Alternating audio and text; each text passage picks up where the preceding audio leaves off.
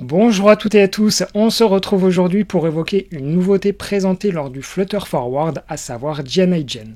Mais avant d'en venir aux explications sur ce que ça permet, je vais d'abord vous expliquer ce qu'est FFI, puis FFIGen, ensuite l'interrupt Swift et enfin GenIGen, car en réalité tout ça c'est une suite logique. Mais avant de parler de FFI, la manière aujourd'hui de faire communiquer du Dart avec du code externe, en tout cas côté Flutter, c'est avec les méthodes channel ou les event channel qui permettent d'envoyer des streams. L'idée c'est que des messages sont envoyés et que ça permet depuis du Dart d'évoquer le code sous les plateformes sous-jacentes, par exemple du code Android, du code iOS ou les différentes déclinaisons pour le desktop ou pour le web. A noter qu'il y a toutefois plusieurs inconvénients derrière cette mécanique. Tout d'abord, quand on évoque des channels, le nom des méthodes ou encore les arguments, tout est codé en dur.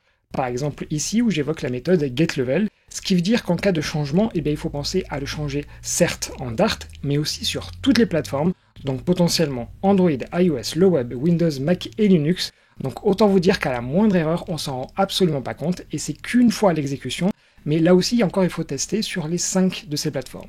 Et deuxième inconvénient, on ne peut s'échanger que des types primitifs comme des strings ou des int, mais il n'y a pas des objets Dart directement.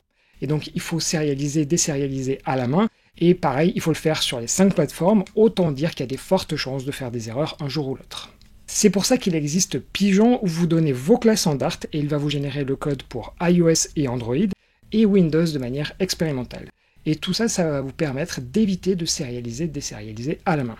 Et de cette manière, on réduit fortement les chances de faire des erreurs, même si quand même il reste le nom des channels et des méthodes qui restent codées en dur. Ensuite, vous pouvez vous demander ce qu'il en est au niveau des performances. Alors d'une manière générale, c'est plutôt bon, mais vu que le Dart appelle une méthode qui, elle, en appelle une seconde, on imagine que potentiellement l'étape intermédiaire avec le switch, elle puisse prendre un tout petit peu de temps et que donc elle pourrait être supprimée. D'où l'idée d'avoir depuis Dart 2.5 ce qu'on appelle FFI, c'est-à-dire Foreign Function Interface, ou interface de fonction étrangère en bon français, mais bon, je suis pas sûr que ça vous avance énormément. L'idée, si on lit rapidement Wikipédia, c'est qu'il s'agit d'un mécanisme écrit dans un langage pour appeler des services ou des routines qui sont compilés dans un autre langage. Et justement, en Dart, l'intégration de FFI permet de faire de l'interop avec C, c'est-à-dire que le code en Dart va pouvoir appeler directement du code natif sans avoir besoin d'une couche intermédiaire comme on l'avait vu avec les méthodes channel. Et je vous propose justement qu'on regarde rapidement le Hello World pour vous faire une idée du mode de fonctionnement. Dans l'idée, on a ici un fichier C avec la méthode Hello World, puis on va créer le fichier des headers ou le .h qui contient justement cette méthode que l'on veut exporter. A partir de là, on crée un fichier pour CMake qui aura pour rôle d'expliquer comment compiler ce fichier, et puis on exécute le tout qui va donc nous générer ce fameux binaire. Dans la mesure où on est sur du natif, et selon la plateforme, on aura alors un DILib sur macOS, une DLL sur Windows, ou alors un fichier SO dans tous les autres cas. Il ne nous reste plus qu'à écrire la partie en Dart qui va donc appeler le code en C, et pour rappel, la méthode HelloWorld qu'on a écrit, elle prenait pas de paramètres et elle ne retournait rien, donc c'est-à-dire de type void. Pour commencer, on charge le fichier qui vient d'être généré, puis on crée deux typedef. Le premier qui désigne le type FFI void, qui est en fait celui du code en C, et ensuite un deuxième typedef qui lui ne sera utilisé qu'en Dart, et vous voyez que cette fois c'est bien le type void de Dart. Donc le premier typedef désigne l'implémentation FFI, mais on manipulera vraiment que le deuxième côté Dart. Il ne nous reste plus qu'à écrire le code pour charger cette méthode et ensuite à la lancer. Finalement, ça nous fait quand même pas mal de code à écrire, mais par ce moyen-là, on est capable, depuis le code en Dart, d'appeler directement du natif. Il n'y a plus du tout besoin de méthode channel. Et quand j'ai parlé ici de C, en réalité, on peut aussi faire du Rust par exemple, car le Rust nous permet aussi de générer des .so, et d'une manière générale, tout ce qui est capable de produire ce type de binaire est donc compatible avec FFI. D'ailleurs, quelque chose que j'ai oublié de vous préciser jusqu'à présent, c'est que les méthodes channel sont forcément asynchrones, car elles retournent forcément des futurs. Alors qu'avec FFI, les appels synchrones sont aussi synchrones en Dart. Et voyez ici d'ailleurs que l'appel se fait en direct, on n'a pas besoin des async await. Mais comme vous l'avez vu, il y a quand même beaucoup d'étapes à écrire sans avoir la garantie que l'on ne fait pas des erreurs. Et là, à l'image de Pigeon qui génère du code pour les méthodes channel, eh bien il y a FFIGen qui va venir à notre rescousse. L'idée est que par l'intermédiaire d'un fichier de configuration, vous lui donnez le ou les fichiers contenant les headers, c'est-à-dire les .h, puis on va donner ça à la commande FFIGen qui va s'occuper de générer tout le code Dart associé. En gros, ça vous élimine une grande partie du code à écrire et surtout des erreurs possibles.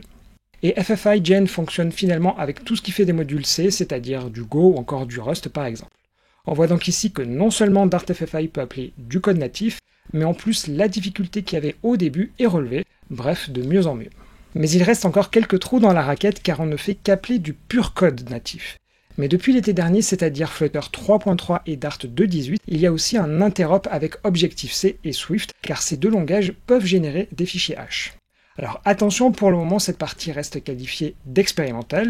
Toutefois, dans les faits, de plus en plus de plugins pour macOS l'utilisent, et notamment Cupertino HTTP qui ajoute par exemple la classe URL Session Configuration, qui est propre au système d'Apple.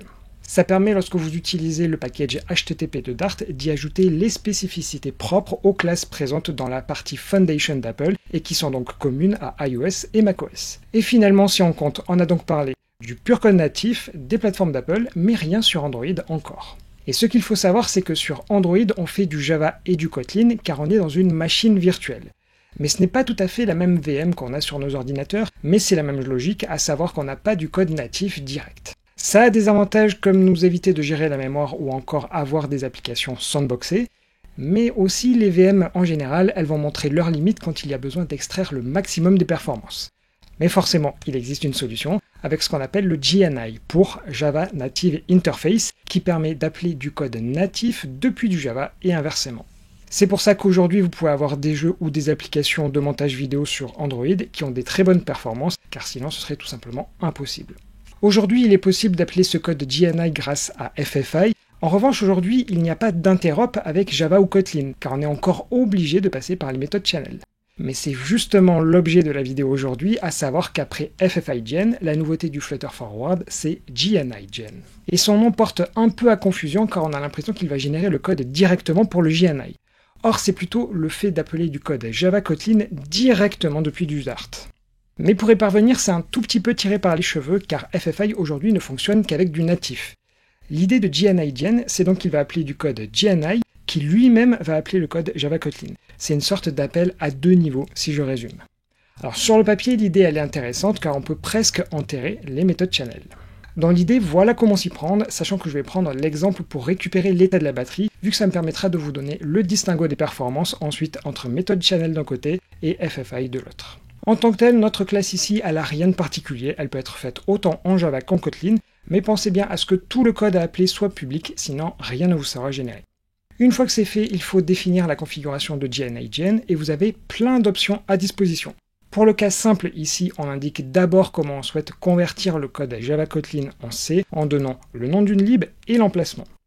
On donne ensuite l'emplacement de nos sources Java Kotlin, sachant qu'il peut y en avoir plusieurs dossiers, et on liste ensuite les classes que l'on souhaite exporter, car il n'y a pas une étoile qui existe par exemple.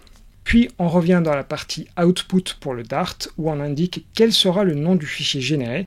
A noter que dans la partie structure, on peut soit dire single file, c'est-à-dire que toutes les classes Java Kotlin sont regroupées dans un même fichier Dart, ou alors package structure, qui reprendra alors la même structure que le code Java ou Kotlin. Il ne nous reste plus qu'à lancer la commande, et par magie, le code est généré. Vous noterez ici qu'on a besoin du contexte Android ou alors d'une activité, et pour ça on peut l'obtenir en Dart avec l'objet JNI. Mais attention, il reste encore une étape pour dire au projet Android qu'à chaque fois qu'il est compilé, il faut aussi générer le code en C ou le code JNI. Pour ça, il suffit d'ajouter l'external native build dans le build.gradle, et cette fois-ci, on peut dire que le tour est joué et ça marche très bien. Je me suis ensuite amusé à appeler la méthode pour avoir le niveau de batterie avec les deux manières, avec les méthodes channel et FFI, et clairement, comme vous pouvez le voir, les résultats ne sont pas très bons pour FFI, d'ailleurs pour le moment. L'idée c'est ici plutôt de se dire que c'est prometteur, mais probablement pas avant plusieurs mois. Il y a plein d'avantages comme éviter les méthodes channel, avoir du code généré, mais ne vous précipitez pas encore dessus, typiquement si vous faites des plugins. D'ailleurs, la communication de Google sur le sujet n'est absolument pas de tuer les méthodes channel, car tout est encore loin d'être prêt. D'ailleurs, je n'en ai pas parlé jusqu'à présent car c'est en dehors du natif, mais il y a aussi un interop avec le JavaScript, et d'ailleurs je vous en parlais dans la vidéo sur l'Element Embedding et vous pouvez aller la voir si besoin. Mais quand même, avant de terminer, ici je vous ai montré uniquement comment intégrer vos propres classes Java et Kotlin, mais imaginons que vous voulez utiliser un SDK autour d'Android, et bien dans le fichier YAML de configuration de JNI-Gen, vous pouvez donner des Maven Downloads, puis ensuite ajouter les classes que vous voulez exporter dans la partie Dart. Voilà, on va s'arrêter là pour aujourd'hui, mais si je vous fais quand même un petit récap, FFI sur Dart ça marche très bien, FFI-Gen ça ne cesse de s'améliorer, et la partie Objective-C Swift qui reste encore expérimentale, ça marche plutôt bien. Mais il y a JNI-Gen qui est encore un peu trop jeune, mais prometteur. Et si toutefois vous avez des questions par rapport à ce que je vous ai montré, et bien surtout n'hésitez pas à les mettre dans les commentaires. Sinon, n'hésitez pas à faire un petit like, ça fait toujours plaisir, et moi je vous dis à bientôt pour de prochains tutos.